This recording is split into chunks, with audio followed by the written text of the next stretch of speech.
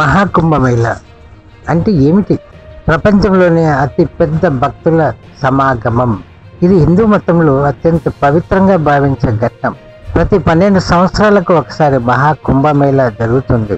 గంగా, యమున, సరస్వతి సంగమం ప్రయాగ్రాజ్, హరిద్వార్, ఉజ్జయిని, నాసిక్ ఈ 4 ప్రదేశాల్లో మారుస్తూ నిర్వహిస్తారు. కుంభమేళ ప్రత్యేకత ఏంటి? భక్తులు పవిత్ర నదిలో స్నానం చేసి పాపాలు తొలుగుతాయి అని విశ్వసిస్తారు.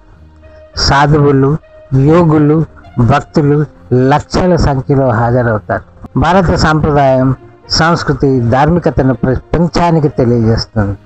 ప్రభుత్వం భారీ భద్రతా ఏర్పాట్లు దిగ్విజయంగా నిర్వహించేందుకు ప్రత్యేక బృందాలు నియమిస్తుంది. ఈసారి తొక్కిసలాట ఎందుకు జరిగింది?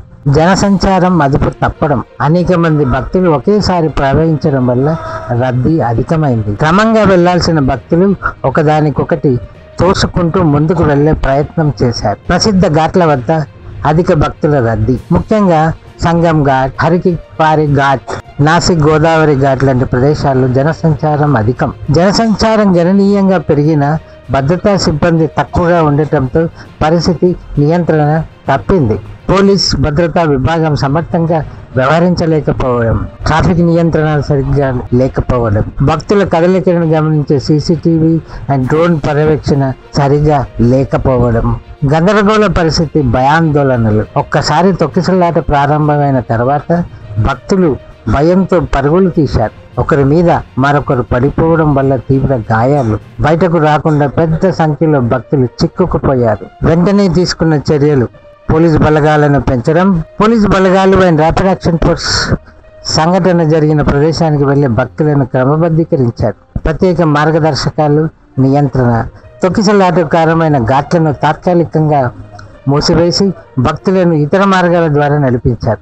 ప్రత్యేక వాకిటాక్ కమ్యూనికేషన్ ద్వారా భక్తులను నియంత్రించారు. వైద్య సాయం, అత్యవసర చర్యలు. గాయపడిన భక్తులను ఆసుపత్రికి తరలించడం, అత్యవసర ప్రథమ చికిత్స కేంద్రాలు ఏర్పాటు చేయడం, భక్తులకు సమాచారం అందించడం, మైక్రోఫోన్లు, స్పీకర్లు ద్వారా భక్తులకు శాంతింపజేయడం, సీసీటీవీ ద్వారా భద్రతా బృందాలు భక్తుల కదలికలు గమనించడం. తొక్కిసలాట తర్వాత పరిస్థితి ఎలా ఉంది? భక్తుల ప్రవాహం నియంత్రించబడిందా? ప్రస్తుతాన్ని భక్తుల ప్రవాహాన్ని క్రమబద్ధీకరించారు. వేరు సమయాల్లో భక్తులను విడదీసి ప్రవేశించేలా మార్గదర్శకాలు ఇచ్చారు. భద్రతా చర్యలు మరింత కఠినతరం చేశారా? ప్రతి ఘాట్ వద్ద మరింత బలమైన భద్రతా బృందాలను ఏర్పాటు చేశారు. సీసీటీవీ, డ్రోన్ల సర్వేల ద్వారా భక్తుల కదలికలను ముందుగా గమనిస్తున్నారు. ప్రభుత్వ భరోసా. ఇకపై ఇలాంటి సంఘటనలు జరగకుండా తగిన జాగ్రత్తలు తీసుకుంటామని హామీ. భవిష్యత్తులో ఇలాంటి ప్రమాదాలు జరగకుండా ఏం చెయ్యాలి? ఆన్లైన్ టికెట్ సిస్టమ్ ప్రవేశపెట్టాలి. ముందుగా నమోదు చేసుకున్న భక్తులకు మాత్రమే ప్రవేశానుమతి ఇవ్వాలి. భక్తుల సంఖ్య ఎక్కువగా ఉంటే సమయాన్ని క్రమబద్ధీకరించాలి.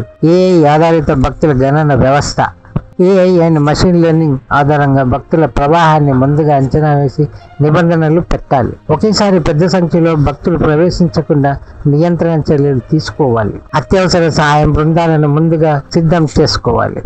ఘాట్ల వద్ద వైద్య బృందాలు, అంబులెన్సులు, ఫస్ట్ ఎయిడ్ సెంటర్లు ఏర్పాటు చేయాలి. ప్రత్యేక ఎమర్జెన్సీ రెస్పాన్స్ టీంను ఏర్పాటు చేయాలి. భద్రతా చర్యలను మరింత పెంచాలి. సీసీ కెమెరాల సంఖ్య పెంచాలి.